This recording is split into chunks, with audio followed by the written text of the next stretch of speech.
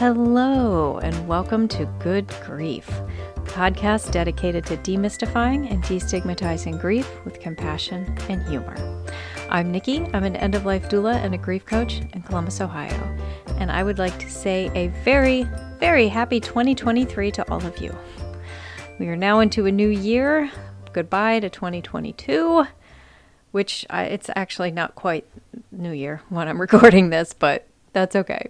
I also say thank you for bearing with me while I took a little tiny break over the holidays. It was nice to have a little time off and not be worrying about if I got my episode recorded just yet.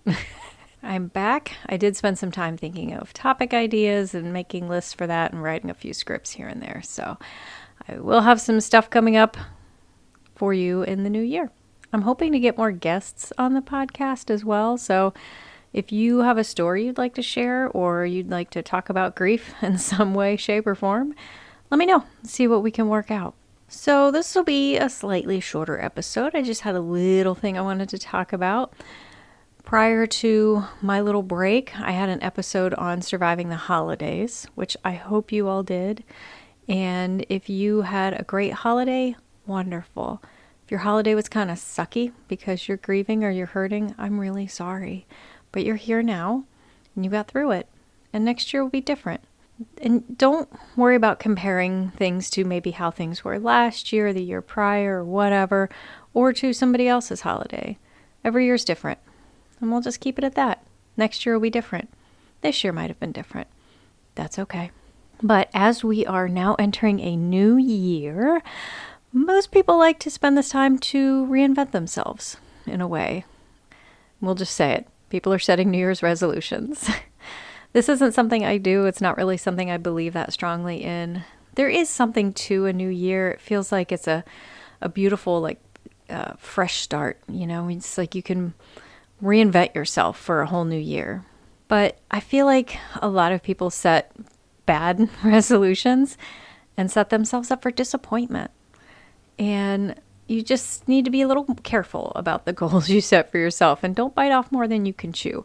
And I think a lot of folks like to do that because you're like, well, I got a whole year to work on this. But then it gets to be New Year's of the next year and you're like, I didn't even think about the ones I set for last year. So it's just not something I do, but I will try to think of a goal or something I'd like to accomplish that year or something to look forward to.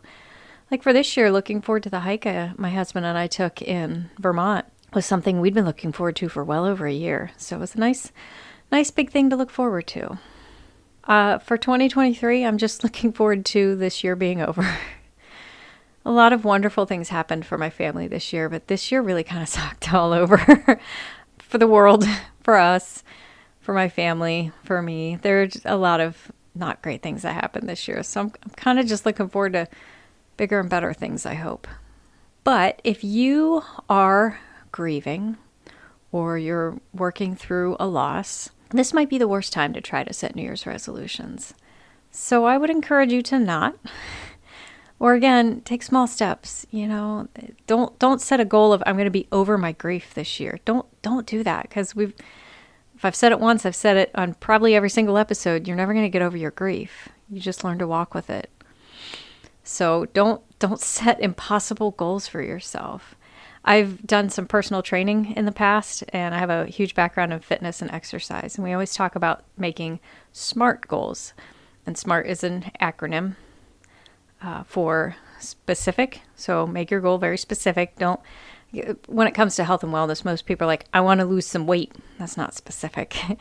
You need to have a specific goal. I want to lose X amount of pounds, or I want to gain X amount of muscle. But regardless, or I want to run this marathon on this date. So those are specific goals. M is measurable. Make sure it's measurable, not just, again, I'm using that as an example. I want to lose some weight. Well, how much? There's no measurement there, but so it has to be something kind of measurable, something you can actually look and say, I've done X, Y, and Z so far. A is for attainable or achievable. I've heard both words used.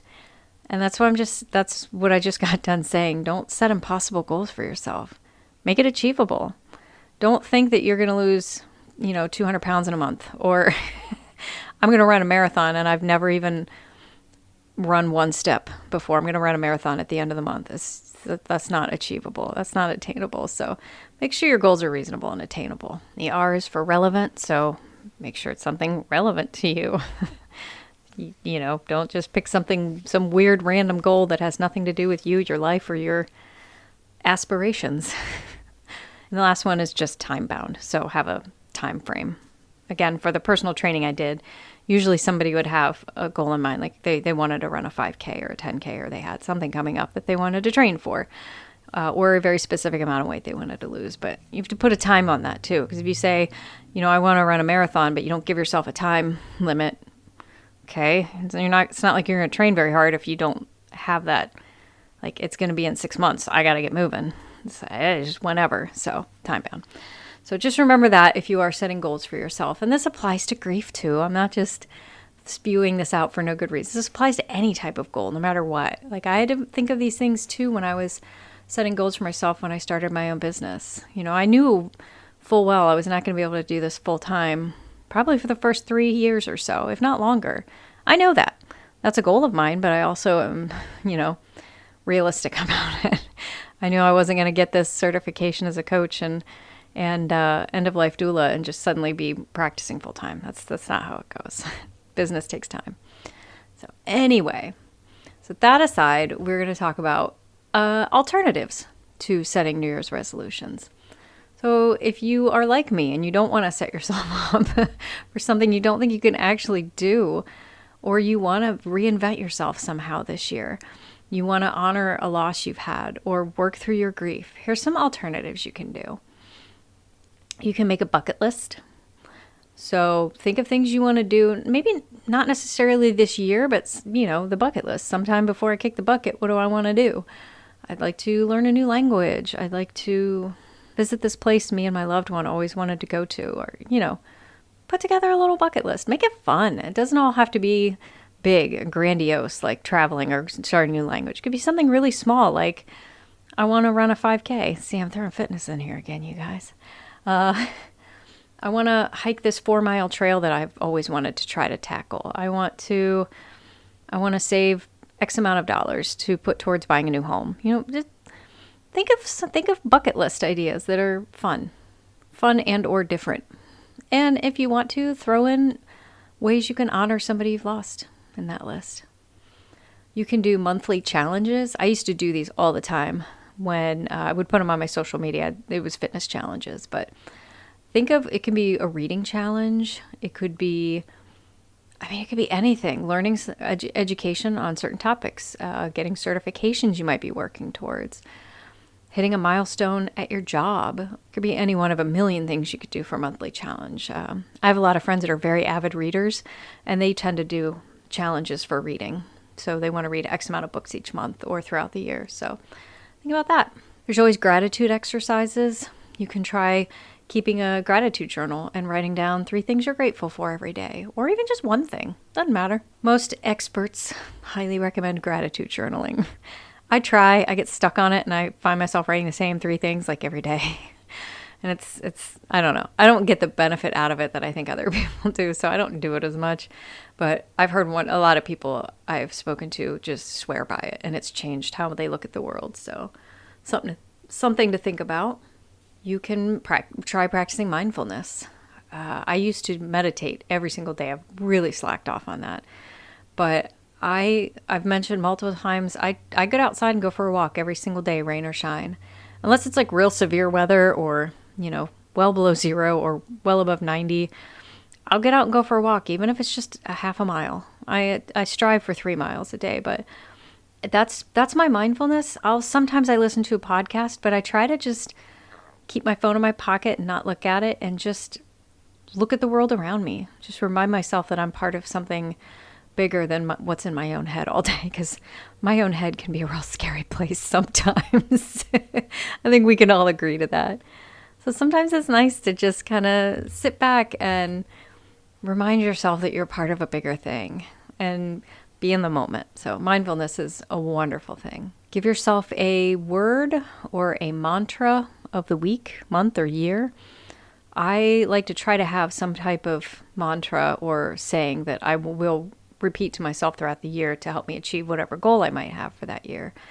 Like, this past year, I've been really trying to cut back on my spending, my financial spending, because, my husband and I don't have children. We have disposable income, and sometimes I get a little nutty with it instead of setting it aside. So I was trying really hard to just focus on paying attention to my spending and where my money was going so I could cut stuff where I needed to and do better, so I can start working towards some financial goals I have. So my mantra with when I was shopping or if I was online and saw something that looked neat was, do I really need this? All throughout the year, everything I looked at, everything that was attached to money in any way, shape, or form, my first thought was, do I need this? So that was, I don't have one for next year just yet. I'm working on it. But you can even just do one for the week, or a month. But those are just some little thoughts there.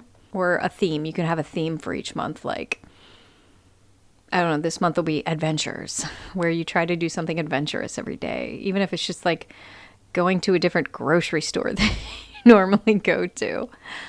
So that's really it. Just some alternatives to New Year's resolutions if you want to try changing something in your life, especially if you're feeling stuck in your, this isn't just, out there. This does have to do with grief. If you've been feeling stuck with your grief and you need to find a way to process past it, think of some goals you can do, or what can you do today to help work yourself to learning to accept your grief and walk with it. So that's it. All right. So that said, it is now time for the Death Deck. Yay. Yay? Anyway, so let me pull out my deck here. Shuffling it up. All right, I'm going to pull one at random, and we have, okay. Oh, I've read that one before. Oh my gosh, that's the first time that's happened. This is a huge deck. I'm honestly surprised. All right. Oh, okay, this is neat. You're visiting a loved one at the cemetery, and you see a family barbecuing and watching TV at a nearby gravesite. Your reaction is A, pissed and immediately complain to management. B, cringe but let it be. C, jealousy, wishing my family would embrace death like that. Knowing myself, I'd like to say C, but I kind of feel like I would start at B. I wouldn't be pissed. I can't imagine being pissed at that. But I think my first reaction would be like, oh my goodness, what are they doing? But then after I process a little bit, I'd be like, oh, that person they're celebrating over there must have really liked barbecues and TV. So I think I'd be somewhere between, I would start at B and move to C. So, but that's something to think about. I mentioned this with grief too. Everybody grieves in a different way. Everybody processes their grief differently. So if you think about that with death as well, and how people look at death and how they remember people they loved, everybody does it differently. Some people have a huge walloping loud party every year. Some people are more solemn and quiet and sit alone and meditate or pray or, cry. Everybody's different, and that's okay. It's what makes all this so fascinating. This is one of the things I love about my line of work the most, is just seeing how everybody copes with their losses and how they ritualize end-of-life work and things like that. I just love it. I love learning about different people's processes. It's fascinating to me. All right, well, that is it for this week. Thank you so much for tuning in. A very, very happy 2023 to all of you, and I hope this year brings you nothing but wonderful things. Don't forget to check me out on the social medias. I'm on the Facebooks at Nikki the Death Doula, Instagram Nikki the Death Doula, or nikkithedeathdoula.com. Reach out to me. I'd be more than happy to hear from you. I got a beautiful email on Christmas from somebody who wanted to share my podcast with a grief group, and I was more than happy to say yes. Please, if you want to reach out to me to ask permission, you can, but you have my permission here. If you want to share this podcast with people who are grieving, please do. That's why it's here. Okay? And remind them and yourself that your grief is yours, your feelings are valid, and grief doesn't always have to suck. Good Grief was brought to you by me, You can find me online at nikkithedeathdoula.com. Today's episode was produced by me. Research and scripts written by me. Your host is me. Editing and sound design also me. Music is not me. Music is Cheery Monday by Kevin MacLeod. License information can be found at filmmusic.io/standard-license. Special thank you to my best friend and husband for constantly reassuring me that I don't suck.